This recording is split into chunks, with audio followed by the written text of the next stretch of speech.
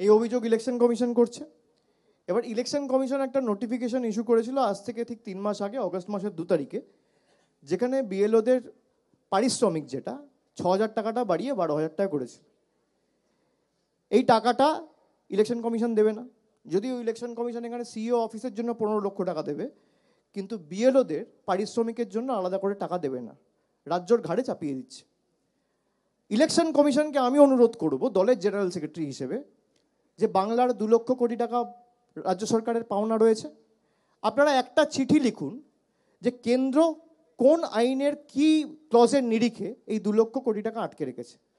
এর মধ্যে যদি 50% টাকা, আমি 100% বলছি না, 50% টাকা অর্থাৎ 2 লক্ষ কোটি টাকা আজকে প্রাপ্য, 1 লক্ষ কোটি টাকা যদি কেন্দ্র সরকার ছাড়ে, যেখানে ইলেকশন কমিশন অর্ডার করে বিএলওদের পারিশ্রমিক করেছে 12,000, তৃণমূল কংগ্রেস, তৃণমূলের সরকার 60,000 টাকা দেবে। টাকাটা তো আটকে রেখেছে কেন্দ্র।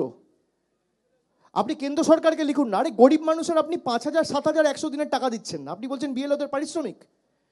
এই টাকা যদি কেউ আটকে রাখে সে তো কেন্দ্র সরকার। এই যে মামলা হচ্ছে, জানা উচিত কি প্রতিকূলতার মধ্যে দিয়ে সরকার চলছে। এই 2 লক্ষ কোটি টাকা যেটা বাংলার পাওনা, এ তো বিজেপির নেতাদের পৈতৃক সম্পত্তি না, মানুষের টাকা। আপনি 50% টাকা ছাড়ুন, নির্বাচন কমিশন যেখানে 12,000 টাকা দেওয়ার কথা ঘোষণা করেছে, তৃণমূলের সরকার 60,000 টাকা দেবে, 60,000 প্রতি বিএলওকে। নির্বাচন কমিশনের ক্ষমতা আছে।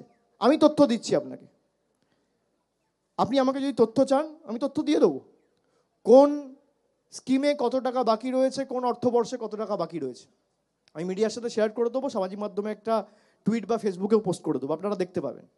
ইলেকশন কমিশন একটা চিঠি লিখুক যে নির্বাচিত সরকার, 10-12 কোটি মানুষের রাজ্য, 7.5 কোটি ভোটার, মানুষ ভোট দিয়ে যাদেরকে নির্বাচিত করেছে তাদের কাজ করার জন্য, তাদের উন্নয়নের টাকা নরেন্দ্র মোদীর বিজেপির সরকার জোর জবরদস্তি গাজোয়ারি করে গায়ের জোরে আটকে রেখেছে, এই টাকা ছেড়ে দেওয়া হোক। খালি এই চিঠিটা লিখুক, টাকা না ছাড়লেও আমরা টাকা দেবো। আমি আরো এক ধাপ এগিয়ে বলছি, আই এম আপিং দ্য অ্যান্টে।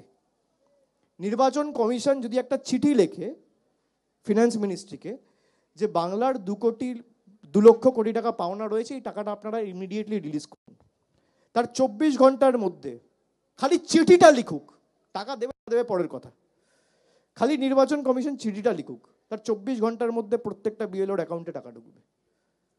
নির্বাচন কমিশন লিখবে? নিরপেক্ষ হলে লিখতো, যারা বসিয়েছে তাদের বিরুদ্ধে কিভাবে লেখে। So you want the